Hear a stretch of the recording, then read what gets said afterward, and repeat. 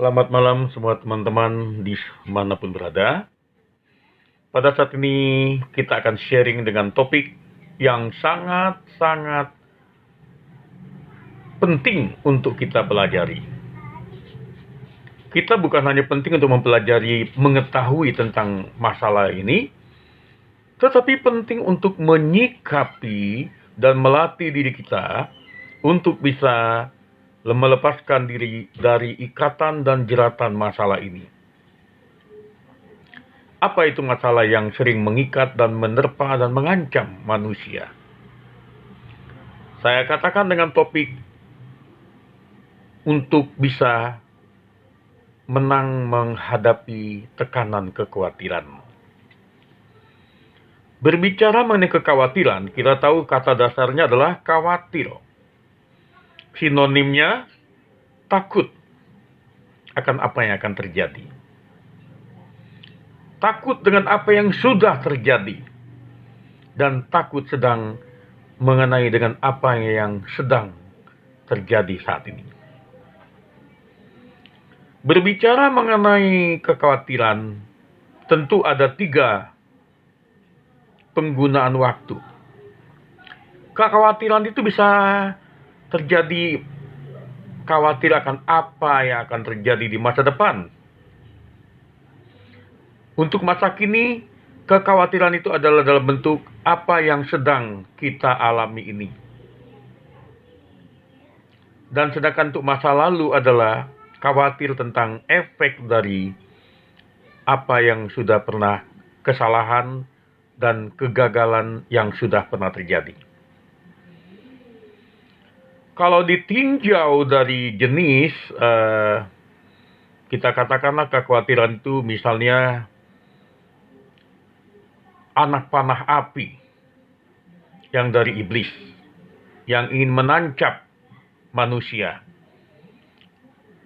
Maka anak panah api iblis ini terdiri dari berbagai jenis. Nomor 1, kekhawatiran yang menjadi bentuknya adalah khawatir akan harga diri yang ditolak.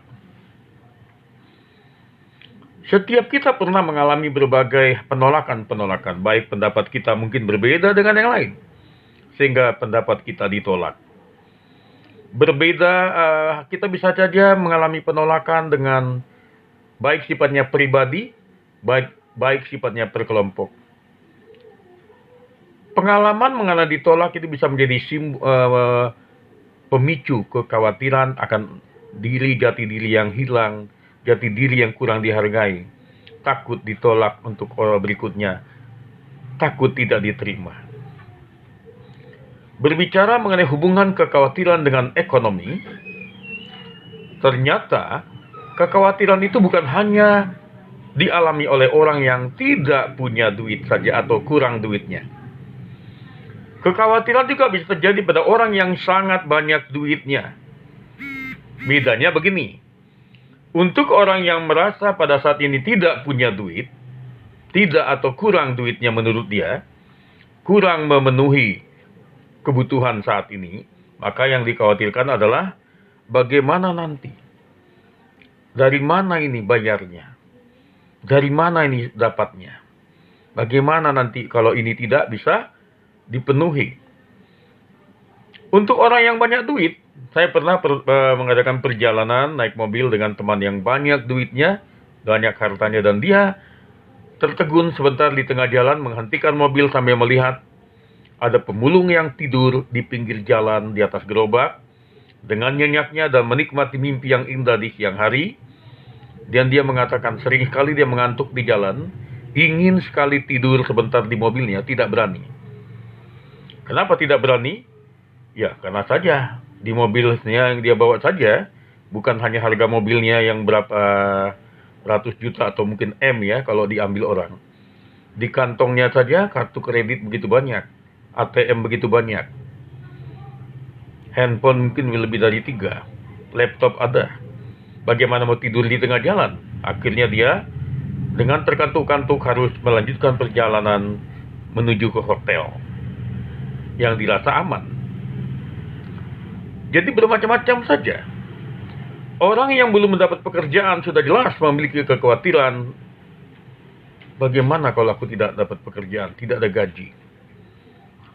Bagaimana nanti memiliki masa depan dan menghadapi biaya? Orang yang sudah mendapatkan pekerjaan juga memiliki kekhawatiran, bagaimana menghadapi atasan yang keras? Bagaimana bila pekerjaannya disalahkan terus-menerus? Orang yang bekerja di bagian marketing atau sales sering menghadapi kekhawatiran, bagaimana kalau targetnya tidak terpenuhi? Dan orang yang sudah memenuhi target juga akan ada kekhawatiran, bagaimana bisa target yang ini bisa dipertahankan? Bisa nggak bulan depan atau tahun depan begini? Nanti kalau nggak dapat lagi gimana ya? Orang yang berstatus sebagai bawahan, kekhawatirannya adalah takut ditekan, dipersalahkan oleh atasan. Sedangkan orang yang bekerja sebagai direktur, maka punya kekhawatiran bagaimana kalau dia benar-benar tidak memiliki bawahan yang bisa dipercaya. Bagaimana kalau laporan bawahan itu adalah laporan yang menipu, tidak sesuai dengan di lapangan, tidak sesuai dengan realita. Seberapa orang dari, misalnya kalau punya pegawai 2.000 lebih, katakanlah mungkin ratusan, melakukan kesalahan fatal, nama baik perusahaan juga dirugikan. Bagaimana ini? Kekhawatiran bisa terjadi. Kekhawatiran bisa menyerang bukan hanya pada orang yang tidak beragama. Kekhawatiran bukan hanya menyerang orang yang tidak beriman. Kekhawatiran juga bisa menyerang sebagaikan panah api yang menyerang pemimpin agama, pemuka agama, kaum alim ulama, manusia biasa yang punya kekhawatiran.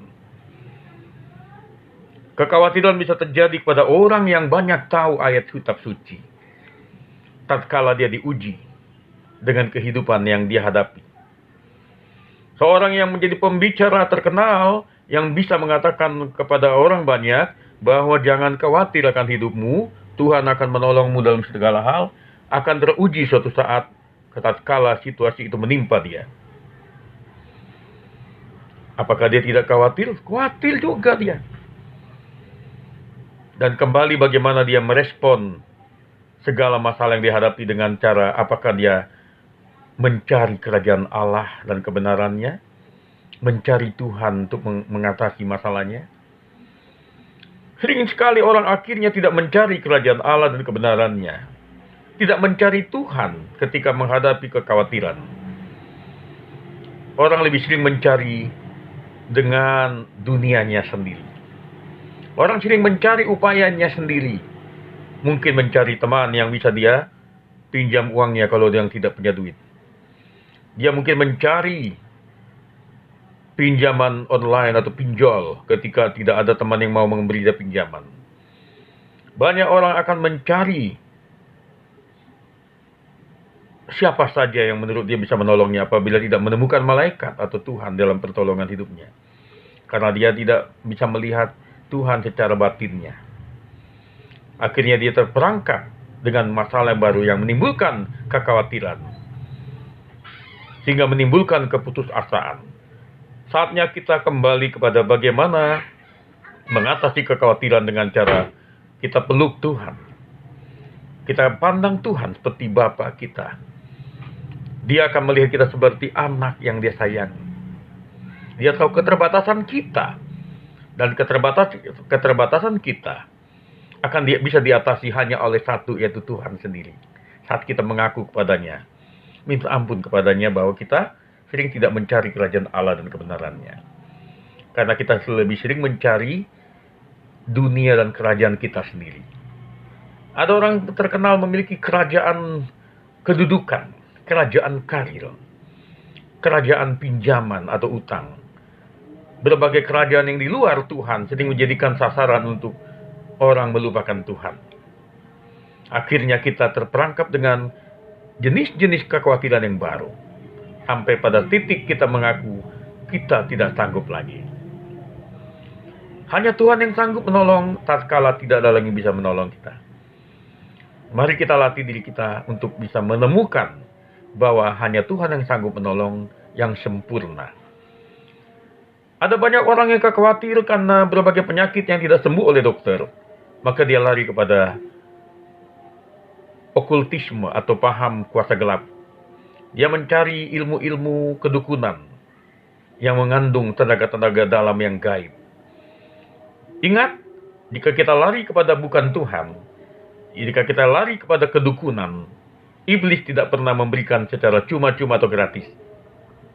Hanya Tuhan yang sanggup menyembuhkan dengan cuma-cuma atau gratis. Kalau iblis memberi kesembuhan, dia akan ambil itu kesembuhan dari yang lain. Dia bisa memindahkan kesehatan dari keluarga, anggota keluarga, sehingga yang satu sembuh, keluarga yang lain kena. Dia bisa meminjam kesembuhan itu dari tubuh yang lain yang sedang tidak sakit. Akhirnya sudah sembuh bagian yang sakit, iblis taruh penyakit, menaruh penyakit dan menarik kesehatan itu dari bagian yang diambil tadi. Akhirnya orang terlunta-lunta mengalami lingkaran setan yang akhirnya hanya bisa datang kepada Tuhan kalau mau. Banyak orang sudah terjerat dengan hutang, tidak datang kepada Tuhan. Banyak orang sudah terjerat dengan berbagai masalah, bukan lari kepada Tuhan. Banyak yang sudah terjerat dengan kuasa gelap seperti pendukunan, tetapi tidak lari kepada Tuhan. Larinya kepada keputusasaan yang menyiksa diri, yang membuat orang tidak mengenal imannya. Sekalipun semua orang beragama menurut KTP-nya. Tetapi imannya tidak tahu dia di mana. Karena KTP tidak bisa menampung iman. Hanya hati, kalbu yang percaya menyerah pada Tuhan yang bisa menjadi tempat iman berfungsi dan bekerja. Saat kita melupakan Tuhan, saat kita meninggalkan kebiasaan yang baik, saat kita tidak berdoa lagi, saat kita tidak sungguh-sungguh mencari Tuhan, tidak mencari kerajaan Allah dan kebenarannya, iman itu tidak tahu dia di mana. Dia tidak memiliki habitat di dalam diri yang sombong. Iman tidak bisa tinggal di dalam diri yang kotor. Iman tidak bisa tinggal di dalam diri yang penuh dengan keputusasaan. Marilah kita datang pada Tuhan yang sanggup menolong kita. Tatkala apapun yang menurut kita tidak sanggup lagi, hanya Tuhan yang menolong kita. Jangan lupakan Tuhan, jangan tinggalkan hadirat-Nya. Jangan coba-coba lari kepada yang lain. Dunia dengan segala keinginannya sedang tertipu oleh iblis, sedang menuju pada kehancuran. Tetapi kerajaan Allah dan kebenarannya tetap untuk selama-lamanya. Dunia ini akan berhasil, langit dan bumi akan berlalu. Tapi janji Tuhan, firman-Nya tidak pernah berlalu dengan sia-sia. Semoga kita tetap mendekatkan diri kepada Tuhan. Apapun yang terjadi, selama kita mengandalkan Tuhan, Tuhan tidak akan pernah biarkan kita sendiri. Jika ada yang sudah terlanjur berputus asa dan berdosa, Tuhan masih mau menerima kita, datang bertobat dan mengaku kita butuh Tuhan. Mungkin ada yang sudah terlanjur terjerat dengan hutang, terjerat dengan dosa, terjerat dengan permasalahan dan konflik. Dan yang sanggup menolong hanya Tuhan. Hanya Dia yang sanggup memberikan secara cuma-cuma dan gratis. Bahkan dengan nyawanya pun Dia berikan pada kita sebagai tanda kasih-Nya. Mari kita datang kepada Tuhan. Mari kita buka hati kita. Tuhan mengasihimu, Tuhan mengasihiku. Amin.